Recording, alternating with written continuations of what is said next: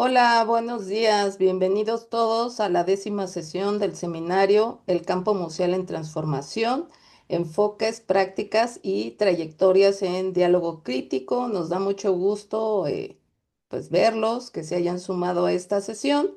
Y el día de hoy, como saben, nos acompaña la maestra Lolita Nájera y la moderación estará a cargo de Sanda Tapia, que a ambas les doy la bienvenida, les agradezco mucho que formen parte del seminario y a Sanda en particular porque, bueno, recién se suma a este proyecto.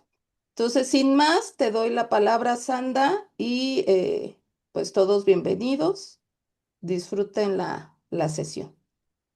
Muchas gracias, profesora Diana Macho. Pues bueno, también yo les doy una cordial bienvenida a todas y todos los asistentes en esta sesión, la 10ª sesión del Seminario Permanente del Campo Museal en Transformación. Y bueno, pues vamos a comenzar justamente con la presentación de la doctora de la doctora, la maestra María Dolores Nájera. Ella es maestra de estudios del arte por Libero y licenciada en humanidades por el claustro de Sor Juana. Es egresada del Instituto de Liderazgo de Museos y especialista en estudios públicos por el INA. Ha liderado las áreas educativas de recintos claves como el Museo Nacional del Virreinato, el Gran Museo del Mundo Maya y el Museo Nacional de las Intervenciones y Foro Valparaíso. Bueno, entonces, bueno, dentro de la dinámica de pues esta sesión, le vamos a dar la palabra primero y le cedemos los micrófonos a la maestra y posteriormente vamos a tener tiempo de preguntas. Igual si tienen algún comentario o alguna pregunta específica, pónganla en el chat y posteriormente le vamos a dar seguimiento. Adelante, maestra, bienvenida. ¿Qué tal? Buenos días, ¿me escuchan todos bien? ¿Se ve bien? Perfecto, pues gracias primero a la Escuela Nacional de Antropología e Historia, a la Dirección de Educación Continua, a la maestra Diana, a todos las y los colaboradores que contribuyen a este observatorio coyuntural antropológico y quienes están detrás de esta transmisión, pero sobre todo, pues a quienes contribuyen también a esto, a que este seminario tome vida. Quizá para algunos sea la primera vez que nos escuchan o para otros pues ya llevamos, esta sería la 10ª sesión, es el seminario El Campo Museal en Transformación, enfoques, prácticas y trayectorias en diálogo crítico, ¿sí? En esta ocasión me invitaron a platicar, a darles a ustedes una mirada a los estudios de públicos desde las áreas educativas de los museos. Y bueno, justamente hoy, 18 de mayo, estamos celebrando el Día Internacional de los Museos. Como ustedes saben, esta fecha fue establecida ya desde hace tiempo, principalmente en el contexto de después de la Segunda Guerra Mundial. Todo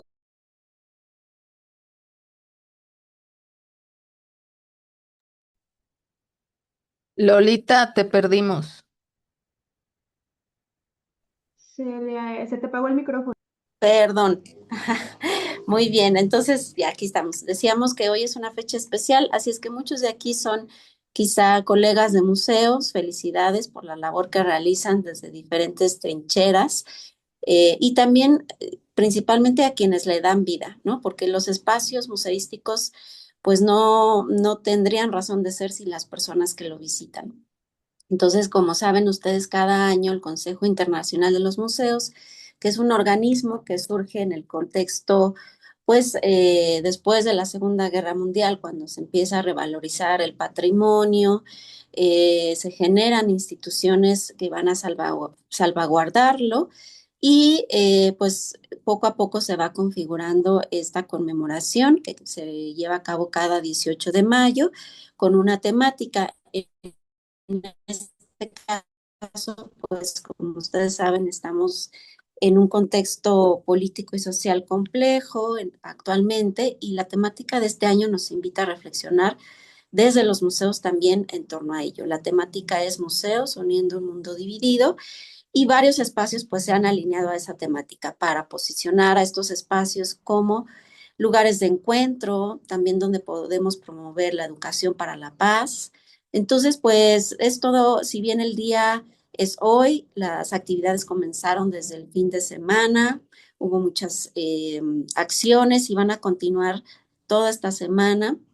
Así es que pues no dejen de acudir a alguno de los museos de la Ciudad de México o donde ustedes se encuentren. Entonces, pues nuevamente gracias a todas y todas por estar aquí. Esperemos que pues hoy podamos compartir. Mi objetivo no es más que compartirles parte de la experiencia de trabajo que he tenido afortunadamente en varios espacios museísticos y en particular en uno de ellos. Entonces, pues vamos a ir conversando. Finalmente el seminario lo hacemos todos a partir del diálogo. Entonces, esperemos que pues sea una sesión enriquecedora. Y justo ahora sí brindo esta plática, principalmente desde mi papel como educadora de museos. He estudiado las humanidades, el arte, he colaborado en museos de historia, de arte, arqueología, incluso en áreas de difusión, pero quizá esta es como ha sido mi principal labor a lo largo de varios años, ¿no? Entonces, quiero presentarles una pequeña reflexión que yo he hecho para saber qué es eso llamado educador o educadora de museos. Entonces, es un texto que me voy a permitir leer muy brevemente. Y bueno, ¿qué hace una educadora de museos? Dice, por lo general se piensa que somos pedagogos o guías de turistas, pero no necesariamente es así. A momentos nos ponemos las gafas del historiador, arqueólogo, filósofo, artista, etnólogo, historiador del arte u otra disciplina. También nos vestimos de intérpretes y mediadores del patrimonio cultural.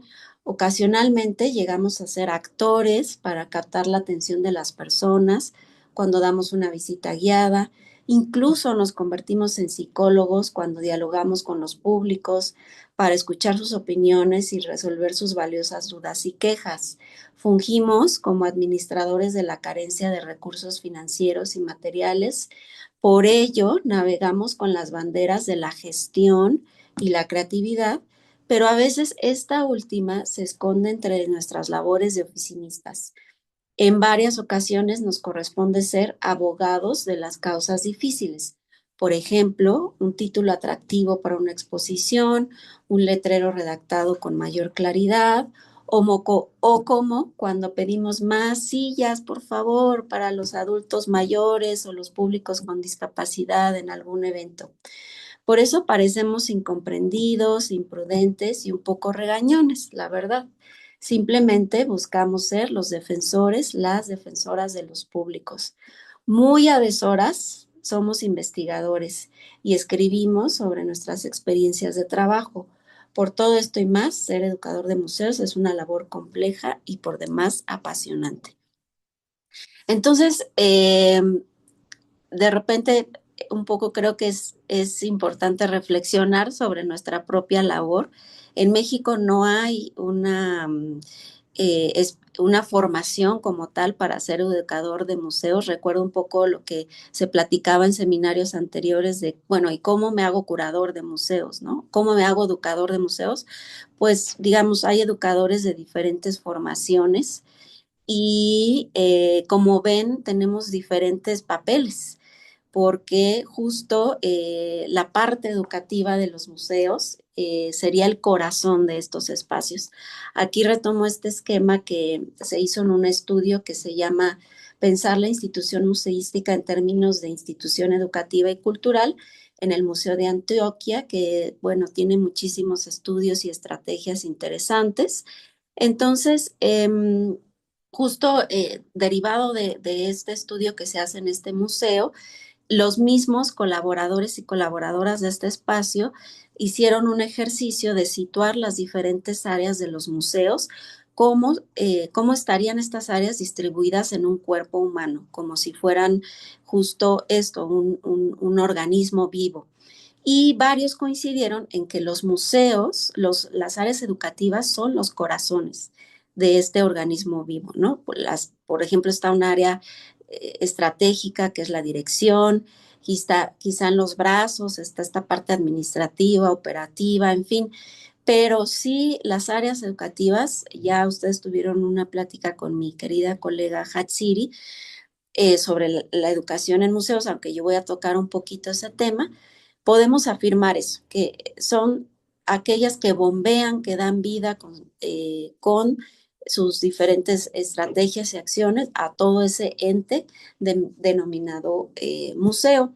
Por eso es que yo me permití partir desde esto, ¿no? Desde que yo les voy a hablar, desde ese papel como educadora de museos y les cuento un poco cómo ha sido mi labor, ¿no? Desde qué diferentes acciones he tenido que emprender, ya escucharon, ¿no? Desde psicóloga, intérprete, administradora, gestora cultural, etcétera, ¿no? Pero lo más importante es, somos los enlaces con los públicos. Y bueno, insisto, si bien no me voy a enfocar en la parte educativa, sí para mí era importante también mostrarles un poquito de este esquema que he venido trabajando, que le llamo la esfera educativa del museo. Imaginemos esto como una esfera. Todos, digamos, aquí hemos mencionado, ¿no? El museo es un espacio de educación, ¿no? Lo sabemos, todos asociamos al museo con una función educativa, pero ¿cómo se va entrelazando eso? ¿Qué es eso llamado educación en museos? Entonces, digamos que en una parte superior estaría esta función educativa y social de los museos como espacios que están vinculados a la sociedad. Y cada museo idealmente tendría que trazar una política educativa. De ahí entonces se derivaría un enfoque de educación en museos, desde qué enfoques pedagógicos estarían trabajando las áreas educativas y por lo tanto todos estos programas educativos, acciones, actividades estarían articulados a ese enfoque. Normalmente en muchos museos todo esto que les comento no está del todo trazado. Simplemente se tienen de lo que tenemos abajo de este esquema, un montón de actividades, un montón de acciones, pero no hay una delimitación pedagógica y mucho menos una política educativa.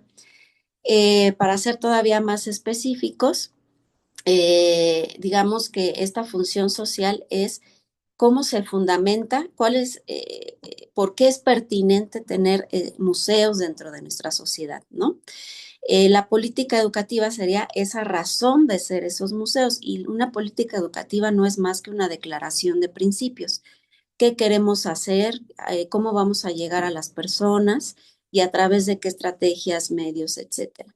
Y obviamente viene la parte del enfoque pedagógico, a través de qué lentes, a través de qué corrientes teóricas lo vamos a hacer. Y a partir de eso, entonces, definiríamos un plan de trabajo, programas con objetivos, alcances, proyectos y actividades, ¿no? A veces cuando he brindado pláticas a colegas educadores, pues les comento eso, que en realidad antes de trazar, por ejemplo, alguna actividad para el Día Internacional de los Museos, tendríamos que preguntarnos, bueno, ¿y eso cómo se alinea a nuestro enfoque? Cómo se alinea a nuestra política educativa, ¿no? Entonces, bueno, si gustan, después podemos retomar quienes tengan interés en esta parte educativa, podemos seguir después en otros espacios dialogando sobre ello. Y ahora quisiera quizá conversar un poquito con ustedes a propósito del Día Internacional de los Museos y de cómo ustedes también se vinculan con estos espacios. Cuéntenme, ya sea en chat o si está bien, si quieren levantar la mano y les vamos dando a unos cuantos una palabra. Las palabras, por ejemplo, ¿quién me podría decir cuál fue su mejor o peor experiencia en un museo? Aquí Magda Lilia dice mejor ir con mi bebé y que él lo disfrutara. Así es. Muchas gracias, Magda. Y eso nos hace pensar en otro tema relacionado con los museos y sus visitantes, los derechos que tienen los visitantes, donde justo las mamás, por ejemplo, tendrían que tener salas de lactancia, espacios para poder cambiar a sus bebés, toda una accesibilidad, ¿no? Por aquí nos comentan también, mejor experiencia en el museo fue en el del Mole y mi peor experiencia fue en el Templo Mayor. Muchas gracias, Fátima. Pues sí, yo no había escuchado del Museo del Mole, pero a veces hay museos que nos ofrecen experiencias que tienen que ver con los sentidos. Quizá creo que en ese sentido va tu comentario. Y ahorita le podemos preguntar por qué su peor experiencia fue en el Templo Mayor. Nos dice Carla, cuando llegas y no hay guías para las exposiciones y el cedulario es escaso o abundante. Ujú. Eso también pues pasa mucho, ¿verdad? Hay museos que no necesariamente tienen información desplegada y muchos de estos museos pues son visitados por familias, por padres que necesitan ayudar a sus hijos a hacer tareas y no necesariamente los museos facilitan esta labor. Pero también hay otros públicos que no quieren eso, que no quieren ser guiados, que no quieren que van a su propio ritmo, ¿no? Que te regañen los custodios por cualquier cosa o se pongan bastante groseros. Desafortunadamente esto es algo que pasa mucho en los museos en México, porque pues existe toda esta, pues todos estos reglamentos donde no podemos tocar, no podemos hablar, incluso a veces en un tono alto de voz. Por ahí decía la maestra Hatsiri en la sesión pasada, ¿no? Nosotros como personas tenemos como que acoplar nuestro cuerpo y nuestro comportamiento a las reglas de los espacios museísticos y a veces son muy limitantes, ¿no? Mi primera experiencia, nos dice Elaine, fue conocer el cuadro de los 33 orientales de Blanes. Soy de Uruguay. Muchas gracias por acompañarnos desde allá. Por ahí nos dice Maribal, la más genial, los rallies que hacía a las y raíces, donde podías visitar museos y había bastantes actividades y premios. Pues sí, quizá muchas de estas experiencias significativas, sin adentrarme en qué significa ese término, experiencia significativa, porque pues es tema de otra conversación, pero simplemente esto que están ustedes rememorando es eso, una experiencia significativa que ustedes recuerdan en algún momento, que tuvo ciertos componentes y que ha pervivido en el tiempo, ¿no? Entonces, todas las áreas educativas, efectivamente, como nos dice Maribán, generan infinidad de estrategias para que pues los públicos no solamente interactúen con los objetos o aquello que aloje el museo, porque no necesariamente los museos alojan objetos, sino pueden ser de diferentes tipologías. Entonces, a veces recordamos esto. Programas como este que se llevó a cabo en México, que se llama, bueno, es un área que existe en México que se llama Las y Raíces, que promueve pues muchas actividades, sobre todo de teatro, lúdicas, recreativas. Entonces, pues sí, mucho de las experiencias memorables recaen en esto, en estas estrategias educativas. Nos dice Sebastián, mi mejor experiencia en el Museo Nacional de Antropología y peor en las exposiciones del Archivo del Estado de Hidalgo. No sé si los que aquí están que dijeron peor pudieran comentarnos por qué fue peor o si alguien quisiera tomar la palabra y comentarnos. Sí, tenemos varias participaciones, maestra. Primero a Magda, Sebastián, posteriormente Cecilia y Fátima. Si gustan La, en ese orden ir participando, por favor. Gracias. Gracias. Bueno, yo quería comentar, creo que mi peor experiencia fue en un museo, pero no del país, que como no hice cita, no pude entrar por la cantidad de visitantes y fue falta de información de mi parte. Y la mejor ha sido, he tenido buena experiencia con la gente que trabaja en un museo de Hermosillo, que era una cárcel, se me fue ahorita el nombre. Llegué tarde y me dijeron rápido, la esperamos y me dejaron recorrerlo y al final me dieron recomendaciones de los otros museos. Eso pocas veces lo he visto, que el personal también esté capacitado. Estoy pensando en el de limpieza y en el de recepción, ¿no? Siempre es solo como de cierto nivel. Y la otra es cómo a veces el ver que los visitantes son extranjeros y pocos personas del país. Eso a mí se me hace una experiencia triste. Y ya lo último es cuando veo a los papás regañando a los hijos porque los mandaron al museo y los apresuran en lugar de disfrutar el espacio. Y ya, muchas gracias. muchas gracias. Sebastián, ¿nos puedes aportar tu comentario o tu pregunta?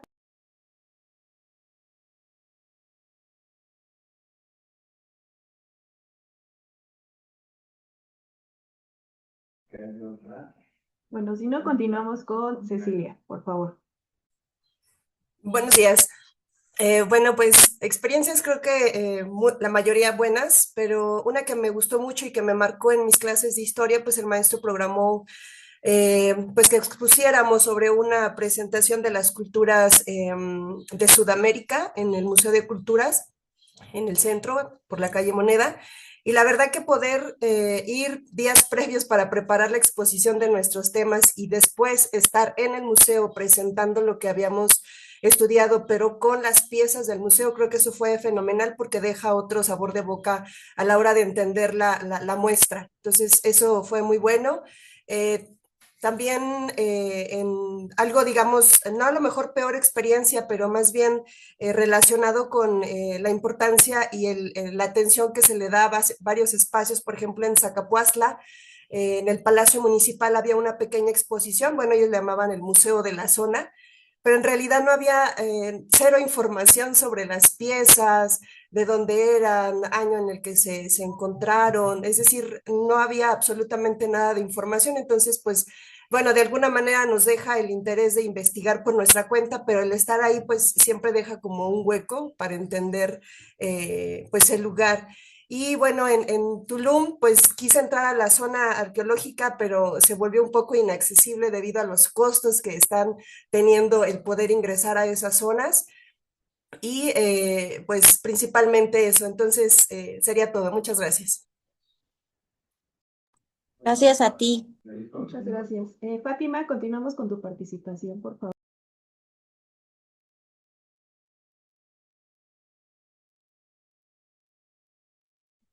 No te escuchamos.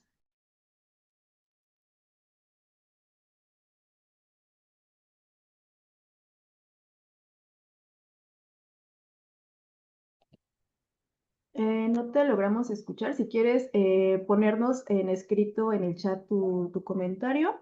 Y también aprovechando, Sebastián ya nos comentó que pues no fue una buena experiencia porque no había nadie para atenderlo y tardaron mucho tiempo y siempre pues los apresura.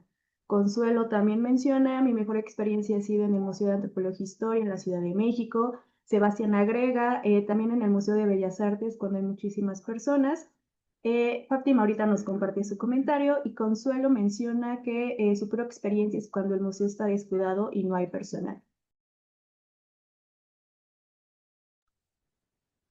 Perfecto, muchas gracias a la moderación y a todas y todos los que han participado. Como ven, encontramos puntos en común. Sí me escuchan, ¿verdad? ¿Todo bien? Sí, sí le escuchamos.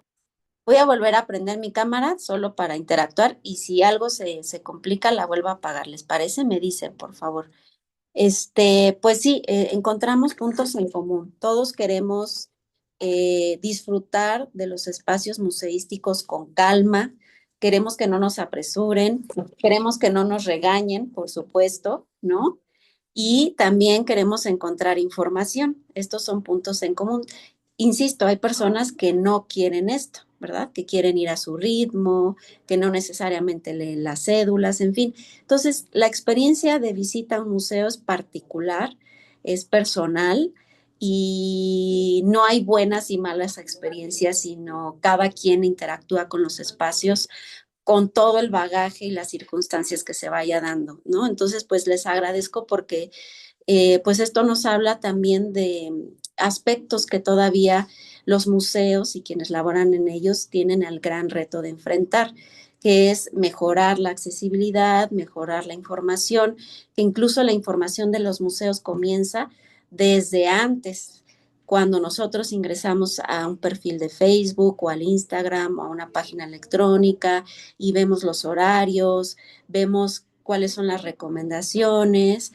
La visita al museo inicia desde casa, desde que planeamos y a veces no todos tienen las condiciones para darnos la información que buscamos.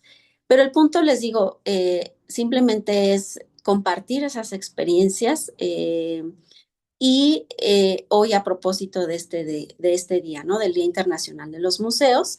Y ahora, justo hablando de experiencias, yo quisiera compartirles que dentro de mi paso por los museos, específicamente en el Museo Nacional del Virreinato en Tepoztlán, Estado de México, alguna vez en un libro de comentarios, de comentarios en general, me gustó mucho esto que plasmó un visitante, ¿no? Que dijo, entramos como amigos y salimos como novios. Es decir, ya en este seminario, pues hemos pasado por varias áreas, varios temas, ¿no? Desde la curaduría, desde la gestión, la conservación, la educación, pero como digo yo, siempre las personas tienen la última palabra. A lo mejor en el museo, pues nos preocupamos, ¿no? Por tener el espacio sumamente cuidado, o tener tal o cual museo con datos muy precisos, tal exposición, perdón, con datos muy precisos, pero a final de cuentas la experiencia va mucho más allá de eso en las personas.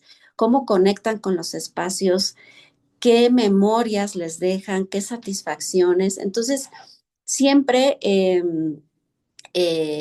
el visitante va a tener la última palabra, ¿no? Entonces, me gustó mucho siempre hablo de este comentario porque va en ese sentido, ¿no? Y por ahí yo pongo un dibujito, por ejemplo, me permito poner un dibujito de mi última experiencia en un museo, que también fue así, con mi pareja, muy satisfactoria en un taller y digamos, a veces no necesariamente recordamos datos o cuestiones muy concretas, sino cómo conectamos con los espacios y por eso las áreas educativas tienen un gran reto, ¿no? Y bueno, pues siguiendo con esto, hemos aquí referido varias veces este término, visitantes, públicos, pero ¿cómo los debemos denominar hoy en día, ¿no? Por mucho tiempo y incluso el día de hoy, se ocupa esta frase o este término de público en general, ¿no? Y quienes estamos detrás de la planeación de actividades, normalmente lo ponemos, ¿no? En nuestra información. Actividad para público en general. Pero ¿qué es eso? No existe esa denominación público en general porque el público no es una masa homogénea que llega a nuestro espacio o que va a nuestro taller o que va a nuestra conferencia o que va a nuestra exposición. Son personas, ¿no? Y como nos dice aquí en esta cita, el público se compone de una variedad de conjuntos que tiene cada uno una motivación, un objetivo propio y un comportamiento específico. Entonces, como primera recomendación para quienes estén en la gestión, planeación de actividades, sería eso, no caer en estas generalidades, sino siempre pensar para qué público, para qué personas estamos planeando y haciendo nuestras actividades. Al día de hoy se pueden utilizar términos, experiencias de los visitantes, de los museos. Y bueno, me voy a regresar solamente un poquito porque estaba viendo mientras lograba reconectarme algunos comentarios muy bonitos de personas que nos están, o muy interesantes, que también nos están escuchando y viendo en Facebook. Gracias a Alejandro, Claudia, Mache, Huitzilín, todos los que nos están aquí comentando. Nos dicen de otras experiencias satisfactorias en el Museo del Estado de Guerrero, en Chilpancingo. Nos hablan de la museografía, es decir, cómo a veces también los dispositivos museográficos, es decir, los colores, la forma en que está escrito los textos, los recursos que utilizan, pues nos hacen tener experiencias satisfactorias. Nos dice por aquí Claudia, un saludo Claudia, a veces la logística de los museos no permite que lo disfrutes, ya que a veces tienen demasiadas visitas y no hay orden para pasar. Y eso sucede mucho actualmente, ¿verdad? Tenemos muchas exposiciones que son demasiado concurridas y entonces de por sí para entrar al museo tienes que ya incluso pagar o apartar tu boleto o esperar a cierto día, cierto horario y sí, se vuelve una experiencia difícil. Nos dice, yo tuve una experiencia triste en el Museo de Historia Natural de Guatemala y están abandonadas las colecciones, no hay un guión museográfico. Y yo amaba ir a museos y mi mamá solo quería ir a tomar fotos para irnos rápido. En fin, cada experiencia es particular, les agradezco cómo nos la están compartiendo. Y entonces voy a volver a compartir. Esperen un momento, Sí, en lo que comparte también voy a leer algunos comentarios por por favor. mientras de aquí del chat. Mario comenta, siempre espectador, nunca protagonista, ojalá me pasara algo así. Yo creo que hace mención a la presentación del otro, del segundo tema. Y Fátima Viridiana nos comenta, cuando fui al Templo Mayor y era mi primera vez, llegué tarde y no encontré sala donde se encontraba mi clase. Entonces pregunté al personal y me perdieron más de lo que yo me encontraba. Me frustré y cuando encontré ya no pude disfrutar de lo que quedaba del recorrido. También yo no sabía que teníamos que dejar la mochila a la entrada, así que entré al museo con ella y cuando salí del museo los guardias se percataron, por lo que dos de ellos me dirigieron muy hostiles que me quitara, y me quitaron la mochila, revisaron que no tuviera nada adentro, me devolvieron mis cosas y al saber que no encontraron nada, pero me sentí muy mal porque no sabía la dinámica y al último me sentí muy perdida. A lo cual también Mario comenta, pues eso fue un error de los de seguridad, como en principio te dejaron pasar con mochila, si es que entraste por los torniquetes, aunque si entraste directo por alguna clase no tenían que haberte dicho nada, los mismos polis se avisan. Y pues nada más. Muchas gracias. Pues sí, como ven, las experiencias son dulces y amargas, ¿no? Por eso insisto, las personas tenemos la última palabra en en los museos, ¿no? Pero bueno, algunos autores, aquí les estaba empezando a hablar de qué dicen algunos autores sobre esta experiencia o esta relación museos visitantes. Algunos nos dicen que los museos van a pasar a ser acerca de algo, es decir, de algún tema en específico, alguna disciplina, a ser museos para alguien. Los museos tienen que ser acerca de algo para alguien y hacer una diferencia en la vida de las personas. Otros autores muy estudiados en este ámbito de los museos, John Falk y Lynn Dirkin, en este famoso libro de Museum Experience, dice, la experiencia de los visitantes en los museos no se trata ni de los visitantes ni de los museos y sus exposiciones, es decir, no como entes aislados, sino que se sitúa en ese momento en que se unen. Los visitantes son los museos y los museos son los visitantes. Entonces, sí, todos ustedes, digamos, tendrían que ser la razón, las personas tendrían que ser la razón de ser de los museos. Y en la siguiente imagen lo que les muestro es un organigrama de la Casa Museo Quinta de Bolívar en Colombia, que es muy interesante porque justamente si pensamos en esto, en que las personas deberían estar en el centro, un organigrama de museos no tendría que ser jerárquico y lineal, sino de esta manera, orgánica. Si ustedes están por colaborar en alguna institución, en algún proyecto, les invito a que revisen este documento y este organigrama, porque justo como en torno a la persona están todas las áreas del museo, la dirección, la administración, y todos vamos a colaborar para que no pase esto, no haya guardarropas, para que haya accesibilidad, para que haya personas amables, para que la comunicación sea clara, para que la atención también sea de calidad, en fin. Eh, Muchos de nuestros museos nacionales públicos hacen grandes esfuerzos con pocos recursos. Otros museos privados pues tienen más recursos y quizá pues implementan muchas de estas estrategias de mejora continua, pero finalmente se trata de un trabajo colaborativo que pues no es fácil, ¿no? Y ahora yo les, ya digamos, hasta este punto, si quieren, pasamos ya a entrar en materia. ¿Qué es eso llamado estudios de públicos? Quienes nos escuchan como públicos, digamos, asiduos a museos o que no necesariamente trabajan en museos, estudian los museos, he de decirles que, pues sí, que en los museos se hacen investigaciones llamadas así, estudios de públicos, estudios de visitantes, o para ustedes, los estudiantes que se están adentrando en estas materias. Esta es una beta, o más que beta, es un área de desarrollo ¿Y qué comprende? ¿Qué es eso llamado estudios de públicos o estudios de visitantes?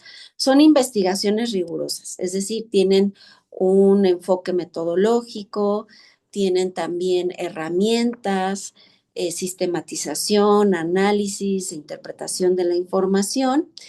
¿Y para qué se usan? Para comprender cómo quienes visitan los museos, es decir, todos ustedes que nos están dando estos comentarios valiosos de cómo es su experiencia en el museo, cuáles son sus intereses, sus motivaciones, incluso con qué emociones llegan o con qué emociones se van de los museos, sus hábitos culturales, qué barreras de acceso o limitaciones tienen cuando los visitan.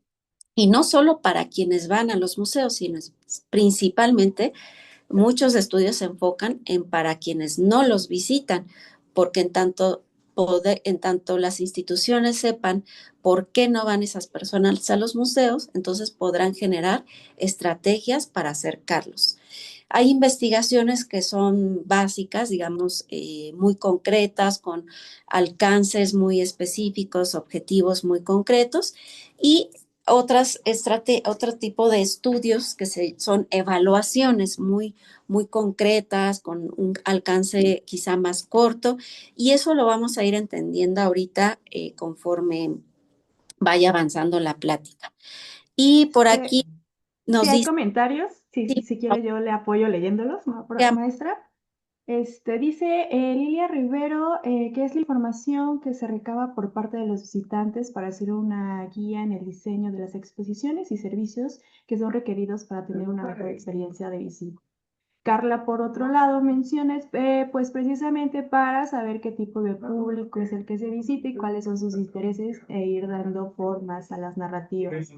Elaine Castro menciona, estamos hablando de hacer un estudio sociológico de los perfiles de los visitantes para optimizar la oferta.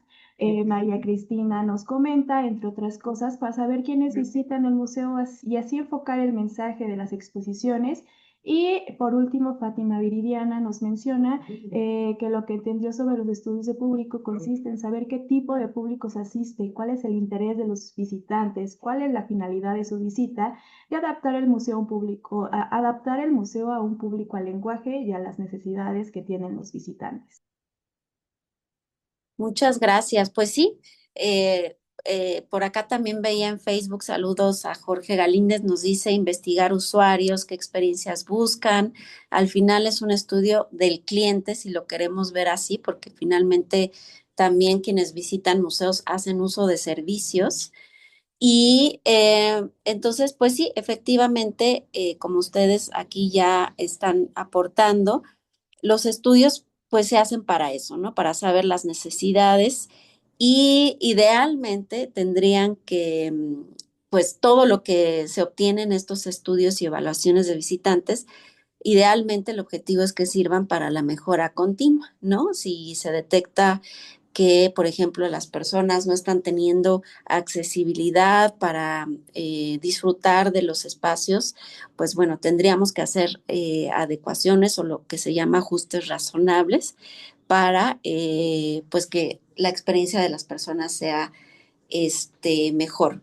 Y en México, pues hay muchos referentes, igual sería tema de otra charla, pero por ejemplo aquí quiero retomar a nuestra querida Graciela Schmilschut, nos dice, los estudios de públicos pretenden ocuparse de toda la gama de comportamientos y actitudes, hábitos culturales y construcciones imaginarias ligados al modo en que la gente utiliza su tiempo libre en los espacios concebidos para la recreación y la información. Y aquí ya nos metemos en cuestiones complejas, porque ¿cómo podemos saber con qué hábitos de consumo cultural, con qué referentes previos o imaginarios llegan las personas? Eso es muy interesante y también se puede estudiar desde esta línea. Por ahí también otro referente muy importante y que mucho de lo que hoy estoy exponiendo, pues es gracias a ella. En su momento me formé con la doctora Leticia Pérez Castellanos en la Escuela Nacional de Conservación, Restauración y Museografía de aquí de México, ella nos dice, es un campo de investigación y por lo tanto es interdisciplinaria, ¿sí? Ya como pues muchos nos movemos hoy en las humanidades y en las ciencias sociales a través de la interdisciplina, utiliza información empírica o documental para conocer, analizar y comprender la relación de los museos y otros espacios afines con sus públicos en los diversos aspectos que componen esta relación. Y estos estudios, ahorita estamos hablando de museos, pero pues también existen estudios de consumo cultural en el cine, por ejemplo, en el teatro, en las artes. Y bueno, todos estos estudios pues tienen un rigor, como les decía, metodológico. Ahora, muy brevemente, igual si hacemos un repaso, pues todos estos estudios surgen principalmente en Europa, en Estados Unidos a finales del siglo XIX, principios del siglo XX, y están ligados a lo que fue el desarrollo de los museos modernos, de esto llamado museología, que es como este estudio, esta disciplina que ya se encarga de reflexionar sobre el museo, sobre su actuar en la sociedad y va rompiendo sus propios paradigmas, ¿no? Mucho en el inicio, pues solamente los primeros estudios que se hacen incluso en México es medir la asistencia o, por ejemplo, por ahí alguien nos hablaba saber el perfil sociodemográfico, es decir, de qué edades son, de dónde vienen, eh, y poco a poco, hacia el siglo XX, pues ya se ha avanzado hacia enfoques más complejos y estos estudios de visitantes se han vinculado con la educación, la comunicación, la experiencia cultural y la participación social. Por ejemplo, en su momento, hablando de esta cuestión de medir, clasificar, hay estudios, hay muchos autores, pero de repente recordaba pues esta clasificación que se hizo en su momento en los años 80 de Liceo Verón y Martín Le Bussier, que hablaba de los 4 tipos de visitantes, ¿no? Cómo se mueven las personas en la sala, ¿no? El visitante pez, el visitante hormiga, mariposa, el saltamontes, y quiere decir cómo las personas van leyendo, ¿no? Cómo van interactuando con la información, con los objetos.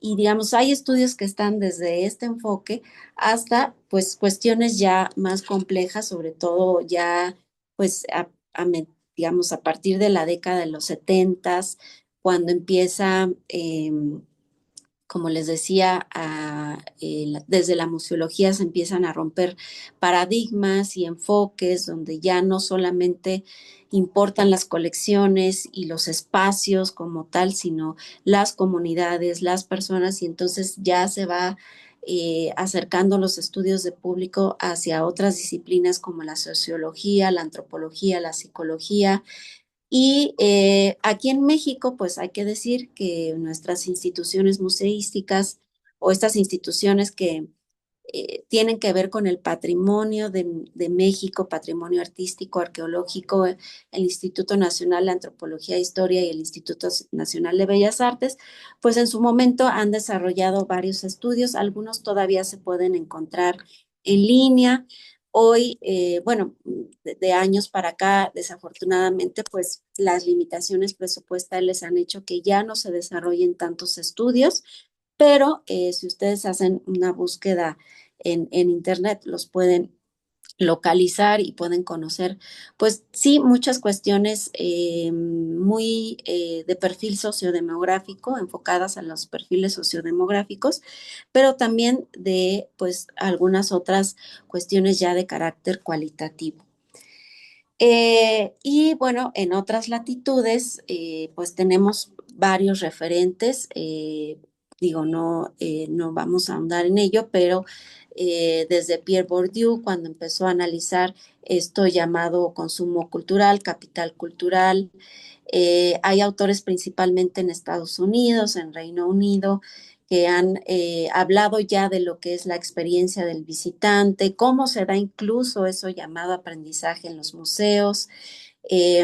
También hay quienes han aplicado, por ejemplo, teorías constructivistas para evaluar cómo se da el aprendizaje en los museos, en fin, toda esta información, pues obviamente es para que ustedes ahonden y vayan como investigando a su propio ritmo, ¿no? Por supuesto, en México, en Latinoamérica, también hay muchos, aportaciones, pero bueno, estos serían como algunos referentes desde los cuales también partimos acá quienes nos dedicamos a los museos. Y bueno, en México, si bien no estoy haciendo como una cronología, porque bueno, no acabaríamos, hay muchísimos autores y digamos aportaciones muy importantes. Yo quisiera aquí dejarles más bien como una brújula de a qué podrían ustedes seguir la pista y sobre todo anotar en la agenda de lo que viene en cuanto a, digamos, estudios de públicos, estudios de visitantes, ¿no? Por ejemplo, los invito a que ustedes formen parte de el Foro de Estudios de Públicos. Es una iniciativa. Aquí les estoy dejando la página y también el correo donde ustedes pueden escribir para que también se unan, ya sea como, digamos, quizá algunos de ustedes aquí están desarrollando sus tesis y quizá les interese hacer algún estudio, evaluación en museos o quieran adentrarse en el tema, yo diría que este es el espacio idóneo, unirse al foro de estudios de público. También tenemos, digo, yo formo parte del foro a veces de manera intermitente, pero bueno, agradezco también al foro porque mucho de lo que expongo aquí pues tiene que ver también con lo que he aprendido ahí. Y simplemente pueden mandar un correo y tenemos sesiones cada mes, se brindan herramientas, metodologías, mucho de Iberoamérica también, no solamente de México, y invitarlos a que participen al primer encuentro iberoamericano de estudios sobre públicos que se va a realizar en septiembre de este año en el Centro Nacional de las Artes. La convocatoria ya cerró para participar, pero pues desde luego va a ser como el evento, vamos a decir, de este año, si ustedes quieren adentrarse en el tema. Estoy viendo si aquí en los asistentes de hoy alguien nos acompaña del foro o en Facebook, y si es así, les mando un gran saludo. Por supuesto, está la serie de estudios públicos y museos de la Escuela Nacional de Conservación, Restauración y Museografía, la ENCRIM. Justo la doctora Leticia Pérez Castellanos y varios colaboradores hemos aportado para esa serie y ya van, si no me equivoco, 6 volúmenes, están en línea y digamos justo ahí para adentrarse en quiénes han sido los autores, las metodologías, las técnicas, incluso si ustedes no sepan cómo iniciar un estudio, una evaluación. En esta serie ustedes van a encontrar casos prácticos, ejemplos que les van a dar las herramientas para que ustedes se animen a también adentrarse en esta materia. Recomiendo mucho el blog de mi maestra, el diván museológico, donde también no solo se aportan casos, experiencias, sino también anécdotas interesantes, estos padeceres que tenemos quienes colaboramos en los museos. Y también una estrategia, una iniciativa de reciente creación. Ahorita estuvo a inicios de año un poco en pausa, Públicos en Desarrollo. De hecho, es un gestor cultural quien implementó esta iniciativa en Puebla. Se llama Públicos en Desarrollo. Van a encontrar en las diferentes redes sociales a esta iniciativa y se enfoca mucho en los públicos de las artes. Seguramente aquí hay muchos gestores culturales o gente que se dedica a las artes y quiere saber cómo poder acercarse a las personas, cómo poder brindar ofertas atractivas o conectar con los públicos de las artes. Bueno, este es un espacio donde lo pueden encontrar y justo si espero todos sale bien para ellos en sus gestiones, este año se estará realizando el tercer encuentro de desarrollo de públicos para las artes, que ya incluso por ahí si ustedes se meten a la página de foros de estudios de público, hubo una exposición de parte de esta instancia y ellos nos hablaban de que actualmente, así como no podemos hablar de público en general, hoy hablamos de el desarrollo de públicos, es decir, cómo desde los museos y desde las instancias culturales estamos desarrollando nuevos públicos. A veces se utilizaba también el término de formamos públicos, pero hoy se habla más de el desarrollo de públicos porque implica algo más complejo. Por supuesto, como les decía, en México hay un cúmulo de investigaciones y ustedes las pueden encontrar en pues este sistema que está, el Sistema de Información Cultural SIC, que no necesariamente está del todo actualizado, pero bueno, si ustedes quieren saber, por ejemplo, de estudios de públicos en los noventas, los 2000, en museos de Lina, de Limba, o en estas encuestas nacionales que se han hecho sobre, por ejemplo, los jóvenes en la cultura, todo esto lo van a encontrar en esta página. Y bueno, pues sería interesante ver cómo muchos de estos estudios que se hacían en su momento se pueden reactivar. Y desde hace varios años, el INEGI no solamente se ha dedicado a pues estos censos de población y vivienda, sino también a llevar a cabo la famosa estadística de museos, que es un instrumento que está enfocado principalmente a cuestiones sociodemográficas. No evalúa tanto como, por ejemplo, la satisfacción o la experiencia de las personas, sí evalúa como los usos que hacen las personas de ciertos servicios, cómo llegaron a los espacios, por qué los visitaron. Entonces ya el INEGI lleva en este sitio, ustedes pueden consultar estas estadísticas. Por aquí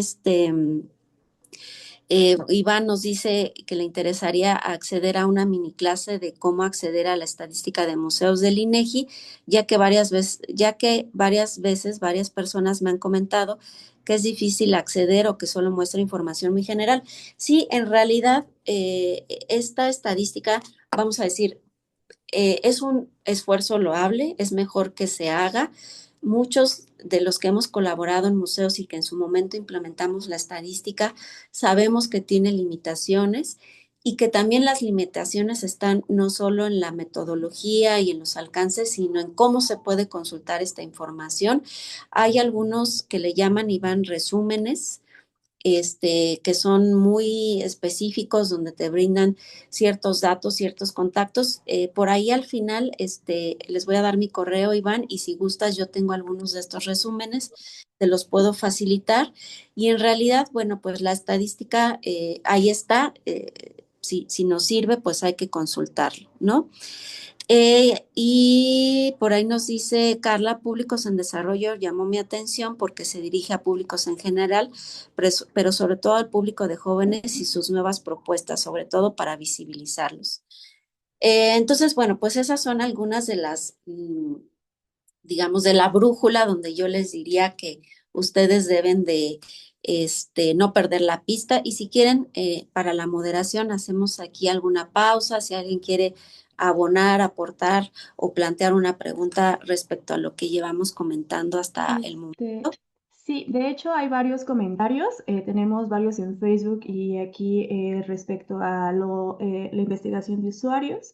Por ejemplo, en Facebook, Jorge Galínez dice investigar usuarios, qué experiencias buscan. Al final es un estudio del cliente al que te enfocas con tu producto.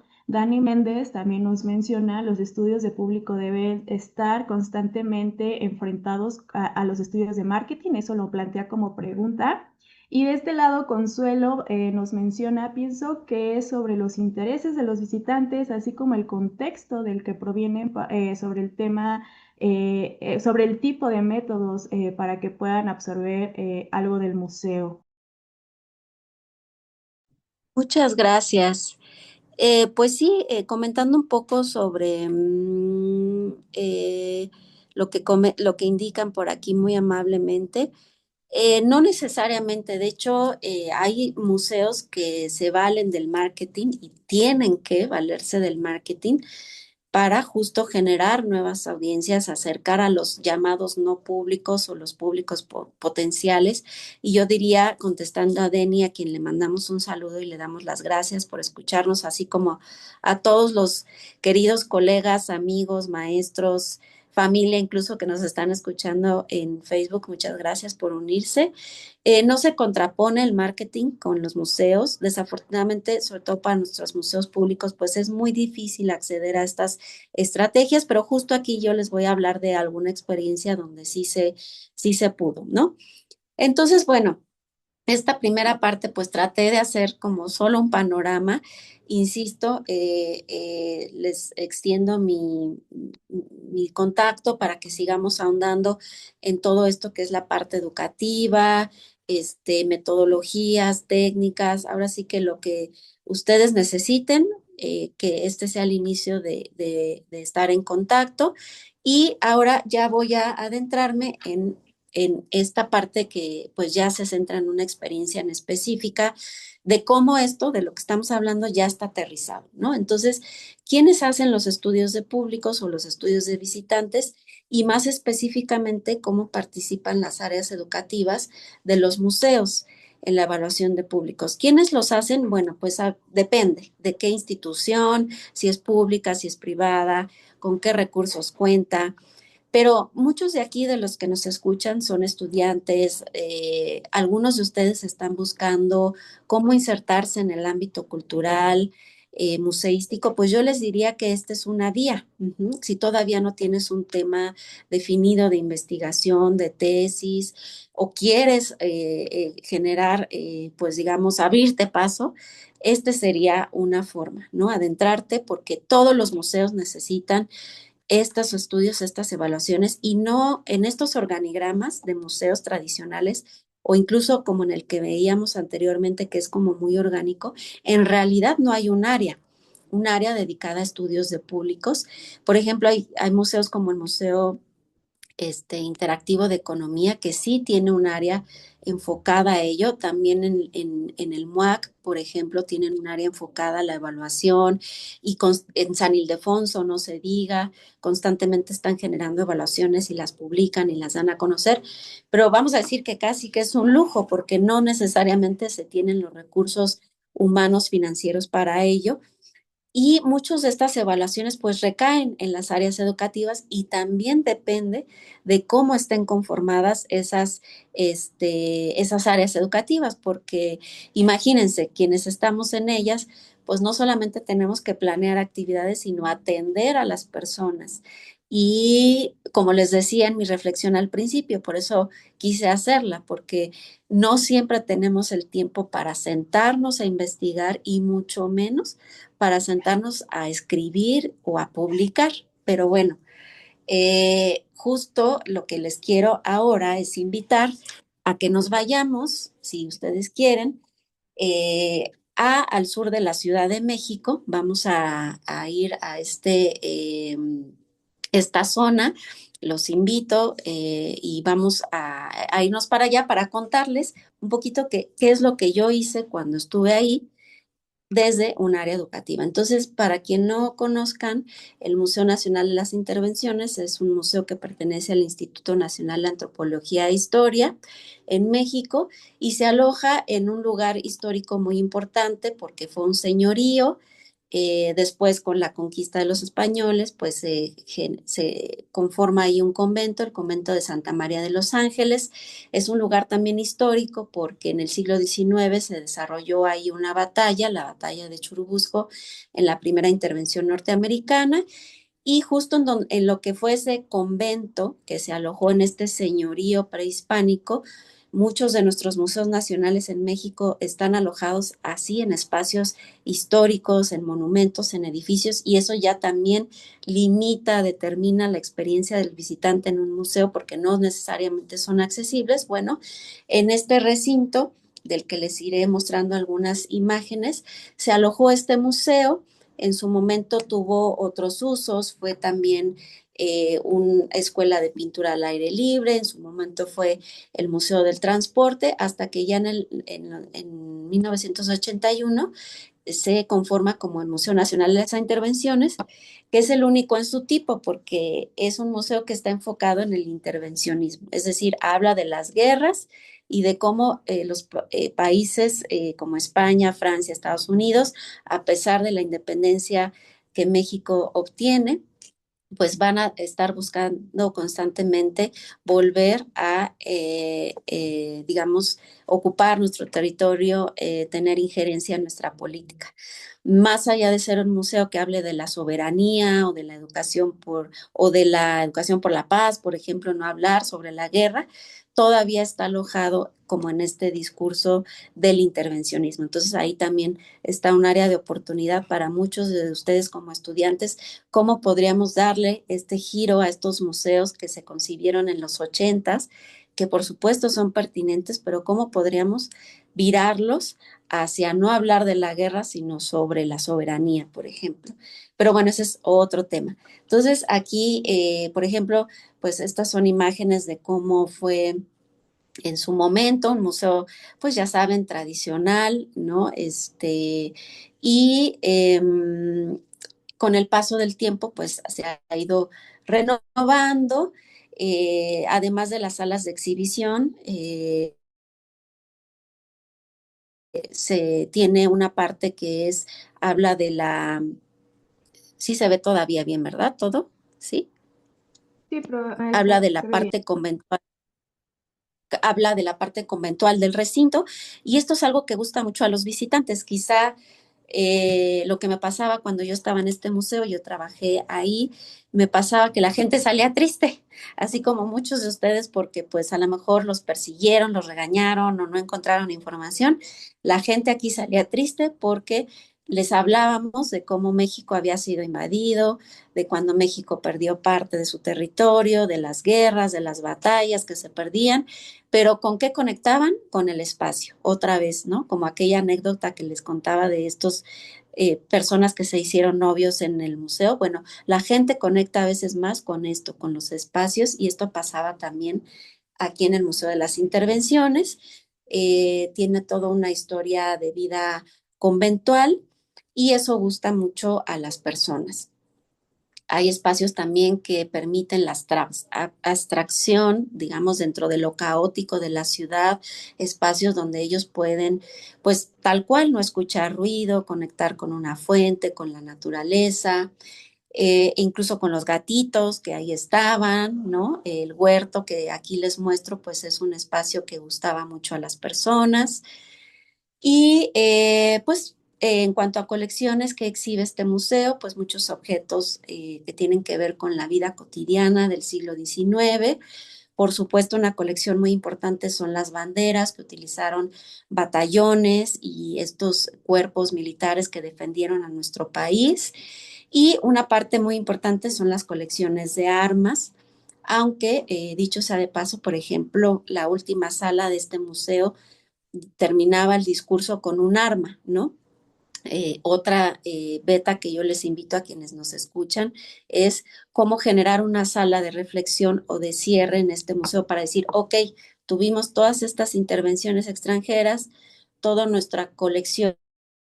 Las colecciones están enfocadas principalmente a las armas y no hay una reflexión final sobre qué nos dice este museo, ¿no? Cómo podemos cerrar esta experiencia que no es del todo agradable e invitaba a quienes nos escuchan, estudiantes, a que pudieran ellos también, pues, investigar cómo generar otros espacios de diálogos en este recinto. Algunas exposiciones temporales refrescan este discurso tradicional, por ejemplo, se ha hablado de la parte prehispánica de este espacio y en particular yo destaco esta exposición que en su momento hizo el artista Balán Bartolomé, a quien le mando un saludo, un abrazo, porque es un artista contemporáneo que reflexiona sobre la intervención norteamericana y todos parecía, o sea, todos podríamos decir, el arte contemporáneo no tiene nada que ver con un museo de historia y mucho menos con las intervenciones.